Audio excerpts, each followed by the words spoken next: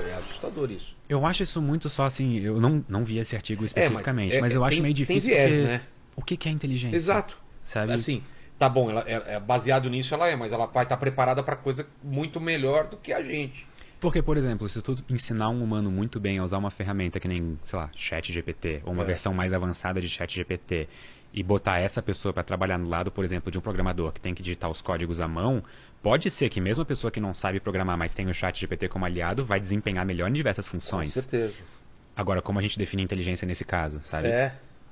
Mas vamos então extrapolar esse negócio de. Tá, um país que proíbe inteligência artificial vai ter uma. Putz, vai perder essa corrida econômica e tecnológica. Então, isso se leva para país ou para empresa. Se a sua empresa não está utilizando por seus princípios, mas a sua concorrente tá, você está perdendo. Exato. Tá perdendo. Sim. O cara tá vendendo mais roupa, tá vendendo mais não sei o quê. Então, todo mundo meio que vai ser obrigado a Sim. comprar esses algoritmos cada vez mais. Só que o lance que o pessoal fala que é qual que é a singularidade? Tem outro nome, que é a inteligência artificial Geral. geral. Isso. Tem gente que coloca em 20 anos, 40 anos e não sei o quê. A discussão é em quanto tempo vai chegar e tem gente que acha que esquece. Isso não vai chegar, essa singularidade. Você tem qual opinião? Eu acho que em algum ponto a gente vai chegar numa singularidade tecnológica. A gente vai chegar numa inteligência artificial geral, Tá. quem sabe consciente. Consciente. Então. Quem sabe consciente. Eu coloco um asterisco bem grande nesse consciente, tá? Eu tento, às vezes, quando eu penso isso, qual seria a chave que teria que virar para a máquina se tornar consciente? Porque, por mais que ela pareça consciente, e daqui a 10 anos ela vai parecer muito mais consciente, vai parecer que ela tem sentimentos, ela ainda está seguindo uma programação. Por que ela não me deixa fazer isso? Porque eu programei para não me deixar comer chocolate à noite. Então, não é verdade, não é que ela tá preocupada comigo e ela me ama, simplesmente, sabe? Sim, ela foi Pode feita- confundir. Uhum. Mas, cara, qual é a chave que tem que virar para falar, putz, ela tem sentimentos, ela ficou chateada, ela está com ódio, ela tem amor. Se eu te respondesse essa pergunta agora, É. eu já podia sair daqui direto pra premiação do Nobel, Exato, sabe? né? Então, Aliás, tem um filme que eu assisti antes de ontem que é assustador, que é sobre isso, cara. Ex Machina? Não, Ex Machina é bom pra caramba, mas é um filme recente que aquele de baixo orçamento, ninguém falou, chama de Artifice Girl. Vou deixar na minha lista de recomendações Cara, de é filme, muito porque bom, esse eu mas não vi, né? olha só a ideia do cara. É um cara que foi abusado quando era criança e a vida dele trabalhava com programação e inteligência artificial e tudo mais. Ele cria uma inteligência artificial, uma menina de mentira, pra pegar pedófilo. Então ela vai treinando, vai aprendendo, a inteligência vai evoluindo, ela entrar nos fóruns com uma imagem, falar a sequência de. Ela vai aprendendo dependendo do que as pessoas perguntam, como ser mais atrativa para eles. Ela é tipo um chatbot Exatamente, autotreinável, assim. exatamente. E os caras começam a aprender. E aí começa o filme e esse cara sendo chamado porque ele vai ser preso, porque pega um computador dele e acha um monte de imagens dessa menina. Imagem, vídeo, não sei o que, e acham que ele é um pedófilo. Aí ele assina um termo faz todo mundo assinar um termo e fala: não, essa mulher não existe, essa menina. E aí e eles começam a trabalhar junto, cara. Olha a ideia. E a partir daí vai evoluindo pra ter uma dessa física mesmo. Ela vira uma menina mesmo, com toda essa bagagem, esse negócio. E chega um ponto de singularidade. Então, tem essa coisa no filme lá que... O que eu acho mais assustador é que E outra, pensa bem. Eu não vou te falar o que acontece, mas pensa no momento em que essa criança, com essa vivência, ela lembra de cada abuso, de cada coisa que ela foi obrigada a fazer por um bem maior, e ela não esqueceu que esse criador dela, com as melhores das intenções, fez ela fazer. Dos caras falando aquelas coisas com ela, de ela vendo o pior do ser humano. Como que é quando essa pessoa, o cara tira as amarras da programação e deixa ela livre para ela pensar e fazer o que ela quiser. Você entendeu? essa inteligência artificial com certeza ia destruir a humanidade na primeira chance. Ou não sei. Às vezes ela chegou num nível tão que ela entende que a gente é limitado, entende que ela é tão superior que a gente é formiga. Não sei. Mas eu acho que é uma discussão super válida. Mas desculpa, você ia falar outra coisa. Eu acho que nessa discussão de... Porque assim, a gente não sabe o que é consciência. E como ela surge, por que ela surge. E por que parece que, de alguma maneira, seres humanos têm mais disso que a gente chama de consciência do que alguns outros animais. Pelo menos um nível um pouco mais a gente tá? É a mente? É, A gente tá em pé nenhum, na verdade. então, Existem excelentes autores que falam sobre isso. Inclusive, se eu não me engano, foi o Chalmers que cunhou o termo problema difícil da consciência. Eu posso estar errando de autor porque eu tô com a cabeça meio embaralhada agora, mas se eu não me engano foi ele. E a gente não tem ideia, sabe? Tipo assim, não existe tipo uma, tipo, e o mais assustador é que a gente não precisa entender consciência para sem querer criar uma artificial. porque O que eu acho que vai acontecer é que vai chegar num ponto em que sem querer a gente vai ter feito uma inteligência artificial consciente. Isso é assustador. Muito. De a gente não controlar isso, É. dela simplesmente acontecer. Porque eu não acho que a gente precisa ter descoberto o que é a consciência e como ela funciona e por que ela surge em seres humanos e outros animais para criar isso sinteticamente. E quando isso acontecer, a gente não vai estar preparado. De jeito nenhum. Até voltando na discussão passada ali dos empregos e tudo Sei. mais, a gente falou da parte progressista, que aceita inteligências artificiais e quer ver, tipo, ok, a gente aceita vamos que a gente pra vai viver no frente, vamos mundo, empurrar essa linha não tem pra- mais como voltar, vamos a partir disso. Tá. E existe o outro grupo, que é o grupo do tipo, não, proíbe isso daí, porque a gente vai perder empregos e tudo mais. Mesmo que eu concordasse com isso, é impossível, cara. É impossível. E eu acho também que a gente já passou por diversas revoluções industriais na história. Em toda revolução industrial ou em toda grande disrupção, Teve essa mesma discussão. empregos são perdidos. Exato. Eu acho que a gente não tem que proteger empregos. A gente tem que proteger pessoas. Então a gente precisa de maneiras efetivas e eficientes de realocar uma massa que vai ser muito grande de pessoas que perderam o emprego para novas áreas que vão precisar. Agora, como a gente vai fazer isso? E tipo, Asimov, 3 leis da robótica, alguma coisa assim, né? Sim. Só que ainda assim, tu pode programar uma inteligência artificial baseada nas 3 leis da E robótica vai e do dar merda. Asimov, vai dar merda. É, né? ele mesmo escreveu várias histórias que dava É. merda, né? E um dos problemas é justamente aquele que a gente comentou no começo do podcast. Eu peço uma coisa totalmente benigna e a inteligência artificial acha uma maneira totalmente, sabe, Porque insana as de 3 leis realizar é, aquilo. um robô não pode fazer mal ao humano ou por omissão. Ou por inação, deixar que ele se fira, É. alguma coisa assim. A segunda, ele A segunda lei de Asimov é sobre ele, sobre a... é a autoproteção, não é? Tipo, eu não sei se é a terceira autoproteção, mas é assim, né? Ele deve se autoproteger, né? Não sei o que, desde que não fira a primeira. isso. Aí a terceira, você pode ver depois as 3 leis da robótica Ó, pra tô gente. aqui, ó. A primeira lei diz que o robô não pode ser feito para permitir que o humano sofra algum mal. Tá. A segunda diz que os robôs precisam obedecer às ordens humanas, exceto quando essas ordens entrarem em conflito com a primeira lei. Certo. A terceira lei diz que um robô deve proteger sua própria existência Exato. desde que não agrida um ser humano. As duas anteriores, Exato. né? Só na terceira lei eu já consigo imaginar em alguns cenários em que ele vai proteger a própria existência, diretamente não vai agredir nenhum ser humano, mas indiretamente seres humanos vão sofrer como resultado, sabe? Cara, a gente tá numa sinuca de bico aí porque não tem jeito, cara. A bola já rolou. É. A gente só tem que agora ir acompanhando e vendo. E assim, eu acho até que existe uma possibilidade. Não, isso é meio maluco, tá? Mas, enfim. Tá. Tamo aqui, eu vou É. falar coisa maluca. Eu acho que existe uma possibilidade não nula de, quem sabe um dia, se a gente chegar a uma inteligência artificial geral, isso for possível, Sei. a gente meio que ser substituído por elas. Porque pensa comigo, existe um conceito chamado máquinas de von Neumann. Também máquinas de Fermi, algumas pessoas falam. É possível colonizar uma galáxia em 10 milhões de anos usando esse tipo de máquinas, que são Sim. máquinas autorreplicantes. Então, elas vão para algum sistema solar, consomem todo o material possível para gerar novas máquinas para ir para outro sistema, e assim vai. A gente não precisa de seres humanos para colonizar a galáxia, ou para se tornar uma espécie... Quer dizer, a gente precisaria de humanos para se tornar uma espécie interplanetária, mas esquece humanos e bota máquinas na parada, sabe? Tipo, a gente poderia colonizar o sistema... A gente não, nossas máquinas poderiam colonizar o sistema solar, o sistema galáctico inteiro para nós, e isso tudo, sei lá, 10 milhões de anos ou coisa do tipo. Então, quem sabe a nossa sobrevivência da espécie, na verdade, seja mais a função de criar os nossos sucessores. Permitir que essa nova evolução. É. Algumas pessoas acham isso meio triste, um cenário meio Não, triste. é triste. É triste. Eu acho pra caramba. legal. Eu acho uma ideia interessante. Porque assim, a gente não pode Mas ser... quanto vai ter da gente nisso daí? Não importa. Não? Porque o quanto da gente teve nos últimos 4,5 bilhões de anos? A gente tá aqui há, sei lá, humanos modernos há o quê? Uns 100 mil anos? piscar de olho. Né? É.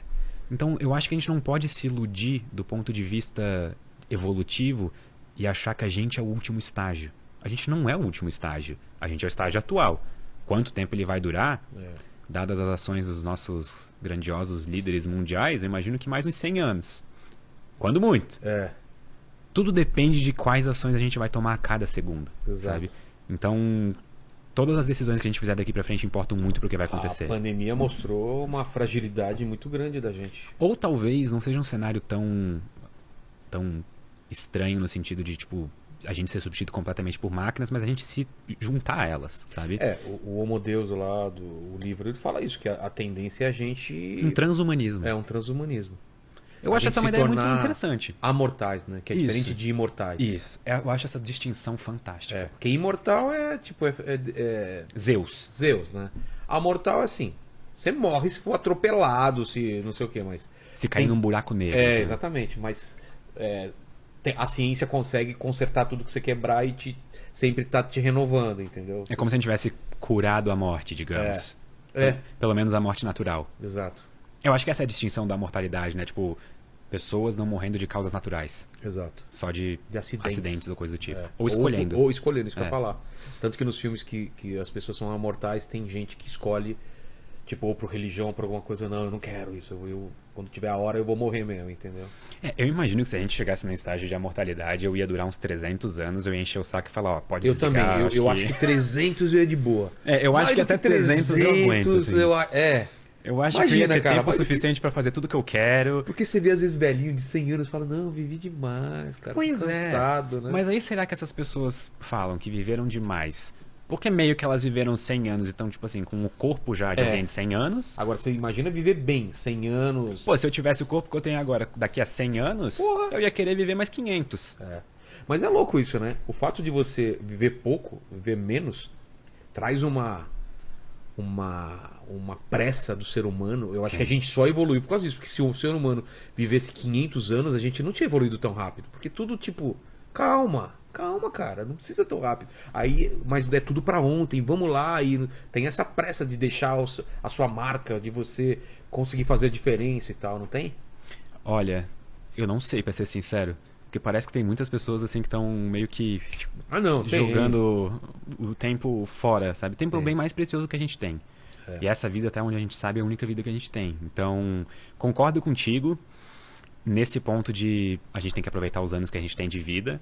Só que se for parar pra pensar, se a gente tivesse 500 anos de vida, a gente provavelmente ia estar tendo essa conversa que a gente tá agora, eu ia ter 350 anos e tu ia ter 450. A gente conseguia empurrar muito mais. E tu ia estar falando, nossa, porque ainda bem que a gente tem 500 anos de vida. Porque se a gente tivesse 1000 anos de vida, entendeu? A gente só ia jogar a gente só ia jogar o problema pra frente. Mas voltando em consciência, acho que é legal até o vídeo que você fala sobre o navio de Teseu, né?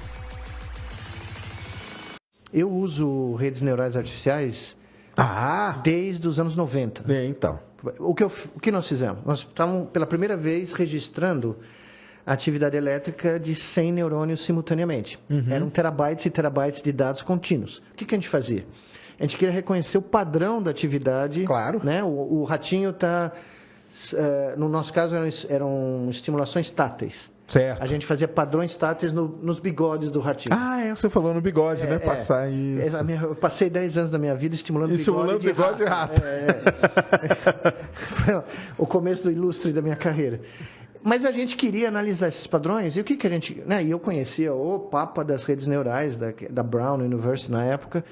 E ele falou, olha, por que você não usa uma rede neural XYZ, que era, a rede tinha um input, tinha uma camada intermediária e um output. E a gente treinava essa rede e a gente começou a usar backpropagation, né? Que era o algoritmo que esse cara tinha sido um dos caras participando disso. Ele nos deu o código, a gente adaptou e a gente fazia predições em tempo real. Né? O bichinho encostava em uma parede com certa configuração geométrica e a gente saía a resposta qual era a parede, baseada na atividade elétrica do cérebro. Bom, porque gerava um sinal, né? E aí jogar para o processamento de sinal é o que a rede gosta. E nós tínhamos centenas de tentativas. De treino, né? De treino, né? Exatamente. Isso. Então a gente pegava, vamos supor, nós tínhamos 500 tentativas, eu estou usando da cabeça. A gente usava 400 para treinar a rede e 100 para fazer um teste para ver como a rede performava. Quer dizer, trivial. E aí o pessoal começou a dar nomes maravilhosos para esse barato. Deep Learning, Né? O que é o Deep Learning? São mais camadas, mais neurônios, mais conexões. Para quem lida com isso, não é um método estatístico. Só que sim. Então, na minha época, a gente chamava de estatística multivariada. Olha que nome horrível. Eu ia falar, o Principal Components, Discriminant Analysis. Exatamente, né? Isso aí. PCA, eu tenho o primeiro trabalho de neurofisiologia com PCA. Olha que demais. Eu e o John Chapin, o cara que eu mencionei aqui. Que legal. Que era um especialista em Principal Component Analysis. Usei muito PCA na minha vida. Ele me ajudou. Ele me ensinou a estatística multivariada, porque eu não tinha a menor ideia. Quando eu cheguei no laboratório dele, ele falou, esse livro que você tem que saber. Um livro desse tamanho de estatística multivariada. E nós fizemos o código, eu falo isso porque as pessoas não sabem, nós trabalhamos num computador, você deve conhecer, Eclipse, que tinha 64 KB de memória RAM. Que era o top, Era o top do top, era o computador da Challenger. Tá? Sim. Né? Aí o John sempre falava, os caras explodiram aqui, a gente tem que ver se a coisa funciona. Mas, enfim, a gente usava esses métodos corriqueiramente, tá? E eles foram criando uma mística, foi criando toda uma metafísica em cima desse barato, e aí não, as máquinas vão ser pensantes. Não vão. Porque, primeiro, o nosso cérebro não é digital. Ele não funciona com a lógica digital. Tem sinais, quando o neurônio dispara, a produção do potencial de ação, que é o sinal de comunicação entre neurônios, ele é modelável por um sistema digital, sim ou não. Tá? Mas ele é um sinal analógico. Ele gera um campo elétrico, um campo eletromagnético. É um sinal o quê? É químico? Não, ele é um sinal elétrico. Certo. Né? É uma corrente mesmo. Ao longo do axônio, do nervo, né? Ele é gerado no corpo do neurônio aqui. Pum! Gera uma corrente elétrica. Ele é propagado, então ao longo desse cilindro se gera um campo elétrico e um campo magnético. Tá? E esse campo eletromagnético se dissemina, ele se espalha, então ele influencia outros neurônios, pequenas influências quânticas, mas ele faz. Se estiver muito perto, a influência é maior, se estiver longe, é menor. Enfim, o cérebro computa com o seu hardware orgânico. Ele computa com o tecido. É como uma regra de cálculo, né? Quando a gente fazia logaritmo na regra de cálculo, o cérebro, quando a gente pensa, quando a gente aprende, quando a gente fala, se move, ele está fazendo isso. Organicamente, ele está alterando a sua estrutura microscópica. Então, ele não é um sistema que é divisível em hardware, em software, e ele não pode ser modelável ou modelado por uma lógica digital. Ele é um sistema não computável, por definição. E eu sempre falo isso, eu não sou cientista de computação, mas os caras que são bons pesquisadores e tal, sabem isso, é o beabá. Sim. O Alan Turing definiu um sistema não computável, é o halting problem. Isso. Né? Você não consegue prever quando um software vai parar de rodar numa máquina. Ele já sabia disso teoricamente, tá? E os fenômenos que regem a biologia do nosso cérebro são, na maioria deles, não computáveis. Você não vai conseguir um algoritmo, você não vai criar uma fórmula. Claro. Então, nesse sentido, a primeira resposta para ele é a seguinte: o cérebro humano não é reduzível, ou como diria um grande amigo meu, ele não é algoritmizável. Certo. Tá? Você não vai reduzir a nossa plenitude neurobiológica a um algoritmo, pode esquecer. Os sistemas expert system, e isso não sou eu que estou falando, são os maiores pesquisadores da área, os caras sérios, né? O Strong AI, que eles falam, né? O Strong Artificial Intelligence, não está nem no horizonte, e a vasta maioria dos caras sérios não acreditam que jamais vai estar. E eu acredito que nunca vai estar. Nós nunca vamos conseguir ter máquinas que pensam como nós. Elas vão imitar coisas que nós fazemos muito bem, vão jogar xadrez. É porque é padrão, né? Reconhecer padrões. Mas eu falo que é o seguinte... E comparar, né? Rapidamente. Isso, coisas, a velocidade de computação não dá para como comparar, né? E é o que eu sempre falo, as máquinas, os sistemas espertos, inteligentes, que o nome é um misnomer, né? O nome é um... Sim, tem um problema tem vários problemas semânticos aí nesse negócio, né? Primeiro, rede neural, e até a maneira que eu já vi pessoas explicando, quem é leigo e olha uma explicação do jeito que ela é dada, o cara fala, caramba, os caras estão reproduzindo o funcionamento do nosso neurônio no computador. Não, isso vem dos anos 50. Sim. Dois caras muito famosos, o cara que era um ícone, McCulloch e Pitts, que criaram o termo redes neurais. Começou toda essa história ali, né? E o John Mitchell, se eu não estou enganado, que é o cara que propôs o nome Artificial Intelligence, porque ele queria dinheiro para fazer uma conferência. Claro, precisa ter um nome legal, né? Tinha que ter um nome legal para vender peixe. Não, todo mundo sabe disso, né? E eu sempre falo, a inteligência é uma propriedade dos organismos. É o que surge durante o processo de interação de um ser vivo com o ambiente e com outros seres vivos. Ela foi moldada pelo processo de seleção natural. Ou seja, ela é aleatória, porque o processo de seleção natural é formado por uma sequência quase infinita de eventos aleatórios. Então, você não é programável, você não programa o caos ou um fenômeno randômico. Não tem como. Né? Então, a inteligência é um nome que... A palavra inteligência é definida como uma propriedade orgânica. Sim. E eu digo, e vários pesquisadores americanos concordam com isso, inclusive outro dia eu vi o Chomsky usar a mesma definição que eu usei, que eu falo que ela não é nem inteligente nem artificial. Ela não é artificial porque hoje ela consome um trabalho humano gigantesco. O ser humano está ali atrás. Está ali, está treinando, está vigiando, está contornando. E um ponto de vista muito interessante de uma pesquisadora da Microsoft, que eu estou bloqueando o nome agora, mas ela publicou um livro em 2021 muito interessante, que eu estou começando a ler.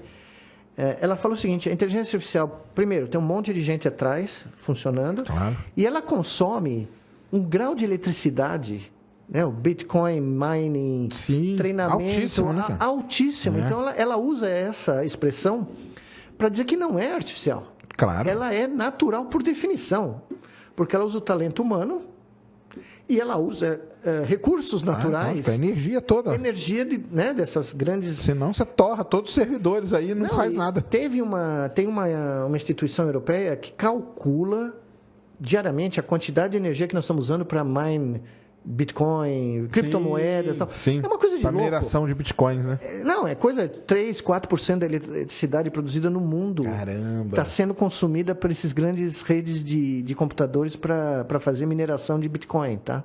Ou de criptomoeda, né? Então, a longa resposta dele é a seguinte.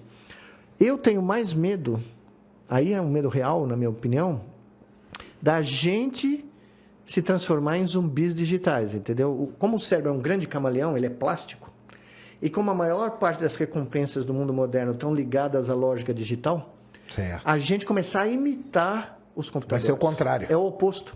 Entendi. Tá? Porque, veja bem...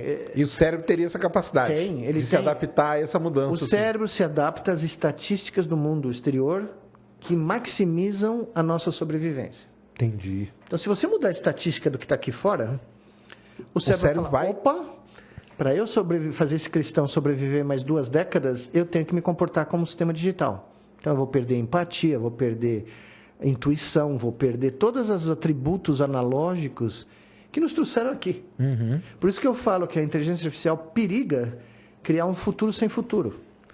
Porque ela está usando o passado para prever o futuro. Sim. Só que nós nunca fizemos... A gente usa o passado para prever algumas coisas do futuro, mas a gente inova, a gente acha novos caminhos criativos, novas tendências científicas, artísticas, políticas. Agora, pode ser com isso, não. A gente dá uma travada, vai travar o cérebro. Travada no mecanismo de inovação. Caramba, isso é perigoso, né? Isso acaba conosco, né? Entendi. Porque nós só inovamos, não é porque a gente é genial, porque a gente inova para sobreviver. Isso aí. Porque se você não se adaptar... aumento da atividade solar, ao global warming, seja o que for, você desaparece como espécie, né? Isso. E como que a gente se adapta? Inovando, criando tudo. Tendo algo entre as orelhas que está continuamente medindo as estatísticas do mundo externo e falando, ok, eu tenho que me comportar diferente. Ou eu tenho que sincronizar de uma maneira diferente com os outros seres humanos, ou eu tenho que sincronizar com outros animais de maneira diferente. Por exemplo, o exemplo maravilhoso disso é quando você olha para as pinturas rupestres da pré-história. Uhum. O que você vê nas galerias de Altamira, daquelas cavernas subterrâneas da Europa, dos Pirineus lá, são pinturas de animais. São pinturas do mundo natural. Porque naquele instante da nossa história, a sobrevivência nossa dependia de uma verdadeira sincronia ou comunhão com o mundo natural. Sim, claro. Porque se você não entendesse como os animais migravam, se você não entendesse as estações do ano, que planta surgia em que hora, onde tinha... Sabia que a partir de uma determinada data tudo ia ficar coberto de neve. Isso. Ia demorar tanto tempo. Que você tinha que migrar para latitudes mais próximas do Equador. Se você não tivesse uma conexão literal com o planeta, você não tinha chance de sobreviver. E o que os caras pintaram na Capela Sistina da pré-história, né? Essas todas.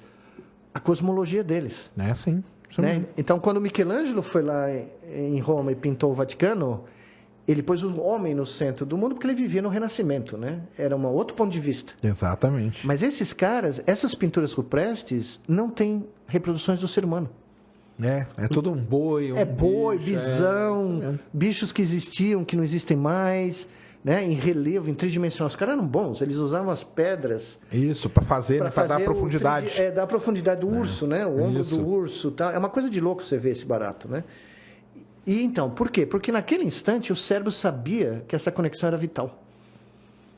Aqueles caras sabiam que se eles não andassem com os rebanhos, que eles não soubessem as estações do ano, que planta tinha mais caloria que outra, quando é que ela surgia, o fruto, né, dessas plantas. Sim, claro. Você estava frito, você não tinha como sobreviver. Né? Então, esse é o nosso drama. A gente não está se dando conta de que, literalmente, é quase a mitologia grega, de novo, que a criatura pode absorver o Criador, entendeu? Entendi. Tem que tomar esse cuidado aí, então. E como que toma esse cuidado aí? Esse é difícil? É difícil, né? É difícil porque envolve... O mundo hoje está complicado. A mesma coisa. Em Londres, e agora parece que em São Paulo também, o número de atropelamentos, né? A maior causa, uma das maiores causas de atropelamento é a pessoa atravessar a rua olhando o celular. Então o cara tá olhando o celular, entra na rua... né? Ela tá num outro mundo, né? Exatamente. Tá num outro mundo. Por quê? Porque ele tá literalmente ampliando a realidade. O cérebro tá falando, olha, tem um outro mundo aí. Você pega esse baratinho, põe na frente da sua... É outro planeta. E a atenção dele entra nesse mundo. Ela desliga do que tá na realidade real aqui fora. Um interlocutor mandou a última aqui. Boa noite, galera. 2 perguntas. A maioria dos neurocientistas tem a mesma opinião do Nicolelli de que a inteligência artificial nunca alcançará a inteligência humana? Por quê? Depois eu leio a 2. Eu não sei da maioria, mas eu não tenho essa opinião de maneira alguma. E eu diria mais. Eu diria que há provas que eu sinto que são irrefutáveis de que ela já alcançou em muitos sentidos. Porque, no final das contas, a discussão sobre a inteligência humana, eu volto àquela questão da consciência. O cara não gosta da palavra... Não, inteligência humana é um conceito amplamente utilizado na cultura. Eu posso dizer que eu não gosto do conceito, que nem, por exemplo, inteligência artificial, eu não gosto do conceito, eu já falei isso. Porque eu não acho que a inteligência em si pode ser artificial. É uma besteira essa ideia. O melhor seria se as pessoas tivessem chamado de inteligência sintética. Eu já falei isso um monte de vezes, eu acho isso, e quando eu falo e explico porque todo mundo fala, é verdade, mas continua sendo inteligência artificial, não vou mudar o mundo, eu sei o que foda-se. Tipo, caguei pro seu preciosismo. Todos cagaram. Exato, todos cagaram pro meu preciosismo com razão. Então, aqui se aplica o mesmo princípio. Inteligência humana é um conceito em uso. E ele é baseado no quê? No Spearman, no fator G da inteligência. E num conjunto de testes de base hipotético-dedutiva e de memória, cujo resultado, cujo score, vem melhorando de geração em geração, gerando o chamado efeito Flynn, que é o que a gente chama de melhora, ascensão da inteligência ao longo do tempo, desde o final do século XIX. Então, existe esse troço, porque existe uma métrica dele, existe um uso social. E se a gente olhar e falar, tá bom, vamos decodificar o QI, né, e outras dimensões, tá bom, mas não é só isso, é inteligência social, etc. Tal. Em dimensões, a gente vai ter processamento lógico do tipo dedutivo, indutivo, vai ter capacidade de fazer conexões laterais, que são típicas da criatividade, vai ter capacidade de mapeamento de intenções, vai ter isso, vai ter aquilo, vai ter memorização. Aí vamos lá, decodificando agora. O pensamento dedutivo, você já tem computador que faz melhor que o ser humano. Pensamento indutivo, também. Você pegar as proxies disso, tipo, score no SAT, no vestibular, não sei o que, tá, é questão de tempo para você ter máquina que vai muito melhor que qualquer pessoa em qualquer coisa dessas, inclusive na parte escrita da redação. Então, também, cognição social, tá, o ser humano hoje em dia é muito melhor em prospecção de intencionalidade, teoria da mente, mas cara, a diferença está diminuindo abruptamente, tá? Um algoritmo tipo GPT-4 já é tão bom quanto uma criança de 12 anos, é uma questão de tempo para ser melhor que a gente. Então, em todas essas competências, e portanto no QI, é uma questão de tempo, você tem um computador que vai ter QI 200, 300, sei lá, como você quiser, então o QI perfeito. E aí você vai falar o quê? Fala que não é mais... Não é melhor que a gente naquilo que a gente chama de inteligência? Caramba, mas inteligência é um negócio que você... Justamente uma palavra tampão que você usa pra falar dessas coisas, como é que você vai dizer que não? Tá lá, tá provado que sim. Entendeu? Outra discussão é se ele chega às nossas conclusões pelos mesmos caminhos. A resposta é obviamente não. E se em todas as circunstâncias aquilo que é equiparado significa, se traduz por capacidade de transformação do mundo equivalente ou superior. Que é o que importa de verdade. Isso não é inteligência. A resposta é não. Vou dar um exemplo. A palavra homem e um homem para uma máquina são a mesma merda. Porque afinal de contas, pensa o que é essa máquina. Essa máquina é um intangível, uma atividade elétrica num servidor. Não tem corpo, nunca viu o mundo, não sabe que existe a pessoa, portanto não consegue entender a dicotomia de você falar de uma casa e ter a casa mesmo. Fala, o cara sujeito perdeu a casa. Haha. Se olha lá tem a casa sendo demolida, você chora. Entendeu? Não tem esse mundo real. Não existe mundo real nenhum para quem não tem corpo. Entende? Então, consequentemente, existem divergências que emergem. Então, por exemplo, algoritmos generativos alucinam. Eles são capazes de inventar coisas. Por quê? Porque a ideia de que inventar as coisas não é bom não faz sentido para quem não sabe o que é coisa.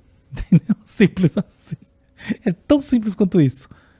Mas não quer dizer que a inteligência não possa ser atingida ou nada do gênero. Pelo contrário. Pensa tem uma parte do QI que tem a ver com a máquina de calcular. É só você ler os artigos do 1910, 1915, tá? O Binet, tá? O Binet, o verdadeiro pai da inteligência é o Binet. Lê o Binet. Tá lá. Então você processa igual uma máquina de calcular. Você lembra que nem um HD. E você faz processamento indutivo e dedutivo que nem o chat GPT, cara, você já foi melhor do que 90% das pessoas no QI. E de fato, você botar o chat GPT lá para performar no teste de QI, ele já tá acima da média. Isso é dado conhecido. Então, como não? Mas aí tem essa outra parte que não é inteligência, que é capacidade de atuar sobre o mundo. E é por isso que eu acho que a gente não está prestes a ser, como humanidade, como coletividade, superado pela máquina. Não, isso é besteira. Porque um algoritmo baseado em rede neural artificial, que, portanto, não tem uma construção baseada em princípios como a mente humana, que não segue os princípios de transformação moral e cognitiva, aliada ao neurodesenvolvimento em platôs e blá blá blá como a gente, mas sim surge pronto, ele não consegue diferenciar coisas que são importantes para nós, do tipo essa porra desse mundo real em relação ao mundo de palavras que ele processa como se fossem tokens matemáticos. Entendi. Você está dizendo que Caralho, como é que eu vou formular essa porra? Foda-se. Eu tenho um jeito. Vai. Eu estou dizendo que inteligência é um construto em relação ao qual, inegavelmente, a máquina está se aproximando do homem e já superou em muitos sentidos. Ao mesmo tempo que existe uma outra coisa que não é esse construto, que é a adaptabilidade ao mundo real, a qual ainda tem uma distância muito grande a ser percorrida para que a gente possa falar de máquinas equivalendo a seres humanos, ainda que nada impeça que ela possa acontecer. O que tu quer dizer com isso equivalendo? Implantada em um corpo robótico, ela performaria tal qual um ser humano? Isso. Tá. Significa que mesmo que que um ser humano fosse capaz de informar a uma base de dados como essa todos os aspectos pelos quais ele passou durante a vida dele de 60 anos, essa máquina ainda assim não seria capaz de viver o dia seguinte. Essa máquina que a gente está falando. Essa máquina que a gente está falando. Não a máquina do futuro. Porque assim, todo mundo fala, o ChatGPT é a última inovação. Não, eu tô convicto que vai pro lixo. Tá tudo isso que existe aí. Por isso que, até lembra que já discutimos aqui. Já. Porque essa máquina vai dominar o mundo. Você tá louco? Essa daí eu passo com o meu carro em cima e nem me importo, entendeu? Jamais. Vai pro lixo. Tem falhas fundamentais na arquitetura e na lógica de processamento de algoritmos generativos. Na verdade, no conceito de neural network, tá? Não é nem a pau que vai ser isso, tá? Não dá a menor dúvida, assim. Óbvio que não. Nunca. Esquece. Mas eu acredito que justamente as próximas gerações, na verdade não as próximas, mas em algumas décadas, de fato, algoritmos que vão emular os processos que mapeiam o mundo real vão ganhar forma, vão ganhar sentido, não é forma, sentido. E aí sim. Então, por exemplo, para isso, eu preciso ter um algoritmo que anda na porra do mundo. Não que mora dentro de um servidor. Entendeu? Entendeu? Todo mundo discutindo que o mundo vai acabar por causa de um negócio que se eu tirar da tomada ele que acaba. Tá louco? Entendeu? Que ideia estúpida. Eu não quero dizer isso. Entendeu? Lógico que não. Agora, e se eu tiver um conjunto grande de droids registrando com câmeras o mundo, interagindo, sentindo causa e efeito numa dinâmica newtoniana de contato com a realidade? Opa! Aí é outra história. Com algoritmos que implementam dimensões de valor como a gente não é que a gente filtra o mundo e a nossa síntese é o entendimento. Não, a gente tem o valor moral, o processamento emocional, o processamento cognitivo. Eles são eixos de processamento que se coadunam, mas eles têm uma certa independência, tanto que você tem lesão seletiva no cérebro e você afeta um, não afeta o outro, diagnose de propagusia e blá, blá, blá. Entendeu? Então, claro que não. Mas quando você construir estruturas assim e elas circularem pelo mundo e elas tiverem capacidade de expressão facial de tal forma que elas também recebam input das outras pessoas, porque se você não entrega, você não recebe, você pode ter certeza que vai acontecer sim. Então não é que eu acho que não. Lógico que eu não tenho nem dúvida que vai. Só que eu não acho que é com o ChatGPT. Esse droid aí, ele vai, na tua opinião, ele chega num estágio de desenvolver uma autorreferência? Esquece o papo, é consciência. Então, vamos lá.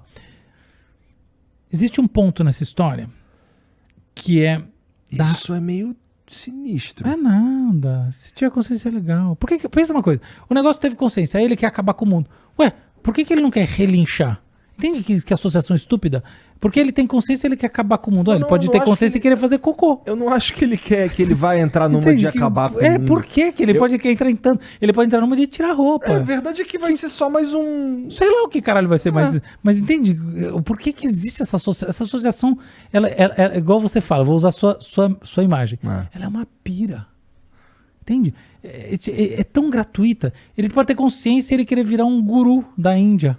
Eu tenho consciência, então eu vou sentar sensacional. Ué, entende? De onde que se tirou isso? Eu vou te falar de onde se tirou isso. Da ficção científica. Do Skynet. Não, até do Frankenstein, da Mary Shelley. Nossa, aí tu foi longe pra caralho. Não, eu tô indo nos mitos formadores da modernidade. A Mary Shelley que é a responsável por essa coisa. Ela quem tem que perseguir, chutar o túmulo. Mentira, já pensou algo oposto. Chuta o túmulo da Mary Shelley. Porque é isso, é o Frankenstein. Então, mas não, esquece essa história. Não tem nenhuma correlação forçosa necessária. Mas, acima de tudo, qual que é o grande ponto? Esses sistemas vivos que adquirem consciência, adquirem no contexto evolucionário, porque a consciência é uma vantagem. Consciência adaptativa. Porque raios a gente tem consciência? Sei lá de onde ela surge, mas eu sei que a hora que um negócio surge na minha cabeça e eu tomo consciência dele, eu naturalmente estou jogando pro lado, limpando a mesa das coisas que eu não estou tomando consciência. É uma forma de priorização a consciência. Quando você toma consciência de si mesmo, você fala, cara, peraí, deixa eu me enxergar. Ixi, tô mandando mal. Então, é priorização. Pra pensar uma coisa e falar, cara, olha aqui a ideia, puta, esse é o insight. A gente tem na... Você entende? Então é adaptativo. Então, desculpa te cortar. Não, é que eu sinto que o ser humano entra nessa pira aí porque a gente percebe que a coisa vai sair do controle e a gente tem essa ilusão. Lógico. Né? Chama bundão. Você tá no controle. Eu já não acho que eu tô em controle de nada mesmo, já ferrou tudo, então tá tudo... O Elon Musk tá bolado com essa porra aí, ó. A inteligência artificial, essa capacidade de processamento mais rápido, não traz necessariamente a ética junto. Não. Né? Se você falar para uma máquina, escolha o melhor candidato, você tem que colocar no input, colocar todas as coisas que você precisa, e não necessariamente ela vai estar sendo ética com aquilo. Até tem várias discussões de redes sociais, lembra? No Twitter, que ela escolhia sistemas sempre... de monitoramento, não sei se você viu isso, tem vieses também. Que o Twitter estava se discutindo, não sei o que fim chegou, que entre foto de branco e negro sempre escolhia uma foto de branco, pelos parâmetros lá. Aí falou, não, são pessoas sorrindo. Aí colocava sorrindo um negro e um branco, escolhia a foto. Então, assim, a inteligência artificial é racista? Não. Foram as pessoas que programaram aquilo que transformaram ela com viés, né? Ela produz esse resultado, né? Isso ocorre muito em sistemas complexos. Ela não tem opção de o bem e mal. Ela está fazendo o que foi programada para fazer. Então, esses vieses, eles são embutidos. Exato. Né? E é interessante isso. Não é? Porque o aplicativo, ou o software, ou a programação, ele acaba captando esses elementos quando ele interage com a realidade. Exato. Então... E aí demonstra. Tem sistemas de monitoramento que eles têm resultados racistas. Cara, eles punem mais pessoas direito. de pele escura, pessoas de outras. Só para explicar, do Twitter era assim: se você colocava 3 fotos, tem uma que ele tem que mostrar como a thumb, né? E ele escolhia a foto da pessoa branca lá. Era isso só para explicar para que eu não tem toda uma área da sociologia que está estudando esses efeitos sociais. Se eu não me engano, é que agora eu estou tentando lembrar o nome do livro, mas acho que chama algo em torno de como heteronomia. Se eu não me engano, algo assim. Depois eu passo para você direitinho. Pode procurar aí. Porque é muito legal esse livro. Ele vai mostrando quais são os vieses sociais que aparecem na codificação dos softwares ou dos aplicativos, da inteligência artificial. Então acaba sendo não apenas uma representação de coisas que muita gente já fala há muito tempo e sempre era tratada mesmo. Não é bem por aí. E de repente a inteligência artificial capta isso. Não, e aí fica muito mais visível, né? Fica evidente.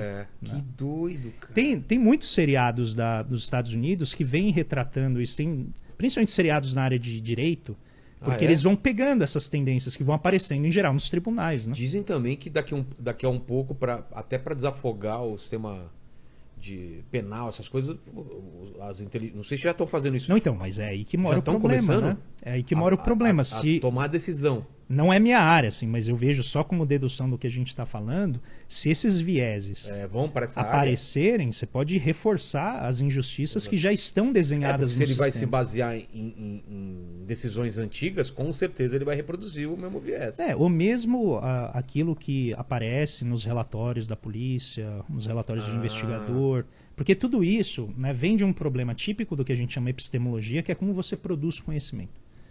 Então, quando você olha para a realidade, tem 1 milhão de coisas acontecendo. Aí você tem que escolher para onde você olha. Primeiro você tem que demarcar o espaço. Né? Então falar, olha, o resto eu estou tomando como dado, não vou olhar para isso. Para entender, o fotógrafo faz isso. Tá numa cena de guerra, ele tá vendo a guerra acontecendo aqui, é um fotógrafo que tá lá para registrar. O que ele escolhe fotografar já é um olhar que ele tá tendo. É uma escolha. É uma escolha. E ali dentro daquele esquema você vai ter que deduzir o que você acha que é mais importante. Então tem valores aí, né? Nem sempre essa escolha é feita de uma maneira racional. Então, tem aqui, toda uma carga. Essa é a discussão. Exato. Que, por exemplo, pode vir da sua cultura. Exato. Pode vir, por exemplo, do que você acha que é belo, do que é belo, do que é justo, do que é correto. Pode vir, por exemplo, da tua origem social. Se você nasceu num país que teve apartheid, país que não teve. Exato. Se você nasceu com a pele branca, se você nasceu com a pele escura, se você nasceu no meio da Amazônia. Tudo isso vai você é alinhado afetar com a ideologia daquele país ou não. Então, tudo isso, e essa é a discussão que, obviamente, ela é muito abstrata, assim, mas é a discussão de como se produz conhecimento.